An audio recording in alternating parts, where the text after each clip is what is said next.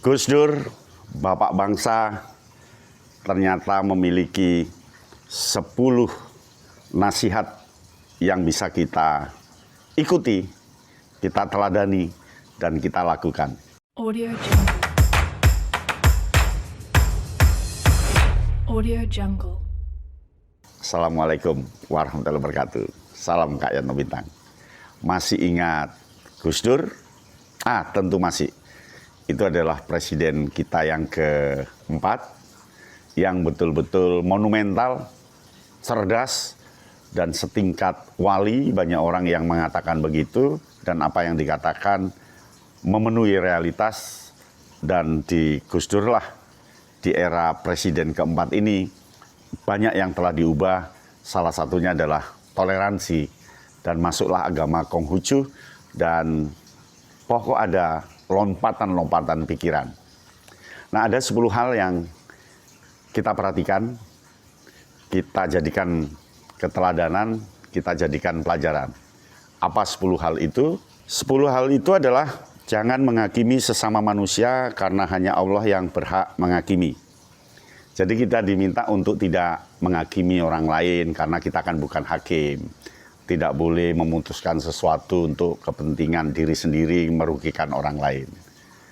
Yang kedua adalah Islam itu rahmatan lil alamin. Islam adalah rahmat bagi seluruh alam. Jadi Islam tidak boleh dikotak-kotak. Islam tidak boleh disempit-sempitkan. Tetapi Islam harus dipakai sebagai pedoman untuk lil alamin. Artinya untuk alam semesta, alam secara keseluruhan. Itu yang sangat mahal idenya ya.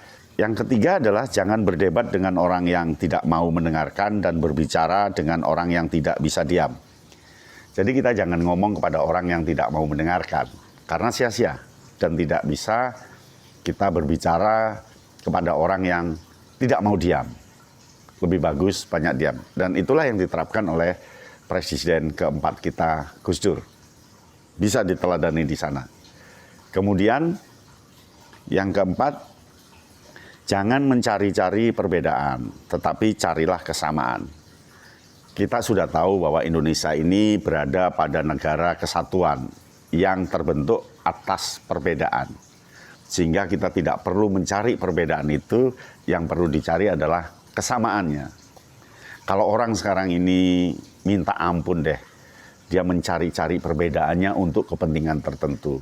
Kalau mencari perbedaannya banyak, karena memang berasal dari bineka, berbagai macam yang berbeda-beda. Nah, maka untuk bangun Indonesia, Gus Dur mengatakan kita harus cari kesamaannya, dan kesamaan itu menjadi kekuatan bagi Indonesia. Luar biasa ya. Kemudian yang kelima, jangan takut untuk bertanya dan belajar dari orang lain.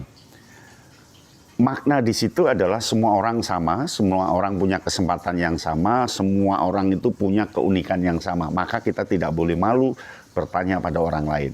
Tidak boleh malu untuk menanyakan sesuatu. Mengapa? Karena keragaman tadi. Jadi kita tidak boleh malu orang Jawa bertanya pada orang Sunda ketika kita tidak tahu tentang kesundaan.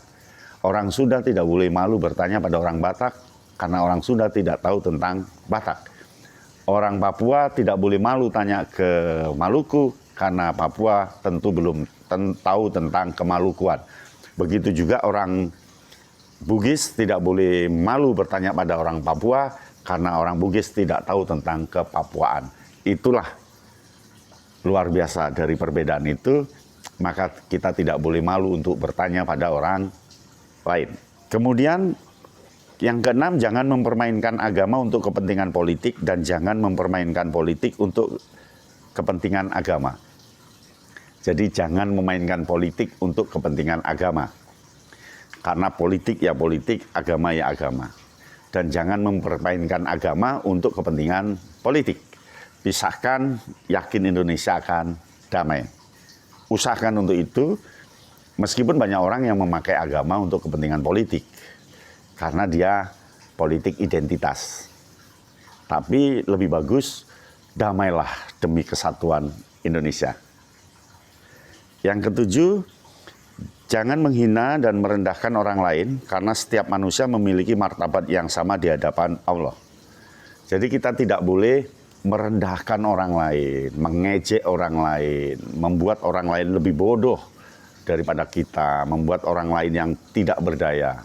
Tidak, karena semua orang kan sama. Luar biasa. Presiden keempat kita, Gus Dur. Ya. Nah, yang kedelapan, jangan berbuat jahat kepada sesama manusia karena setiap perbuatan kita akan dimintai pertanggungjawaban di hadapan Allah. Jadi kita nggak boleh berbuat jahat pada orang lain. Mengapa? Karena kita akan ditagih pertanggungjawabannya. Sudahlah, damai saja, nggak usah merampas, mencuri, merampok, menjahati orang lain, dan seterusnya. Sebab nanti akan ditagih. Luar biasa ya. Nah, yang ke-9, jangan menjadi pemimpin yang otoriter, tetapi menjadi pemimpin yang melayani dan berpihak kepada rakyat. Otoriter itu tidak perlu. Mengapa? Karena kita Bhinneka Tunggal Ika. Kita tidak boleh otoriter penuh, otoriter yang setengah. Tapi bagaimana kepemimpinan kita harus damai. Ya. Nah, yang ke-10, jangan menyerah pada keadaan sulit, tetapi teruslah berjuang untuk mencapai tujuan yang mulia. Kita tidak boleh menyerah dalam keadaan apapun. Sehingga Gus Dur itu terkenal dengan kata ngono ae kok repot, ya. Ngono ae kok repot. Ya, itu artinya untuk tenang menghadapi permasalahan. Demikian nasihat Gus Dur. Selamat menjalani kehidupan dengan nasihat Gus Dur. Sampai di sini, salam Kak Yatno Bintang. Audio Jungle. Audio Jungle.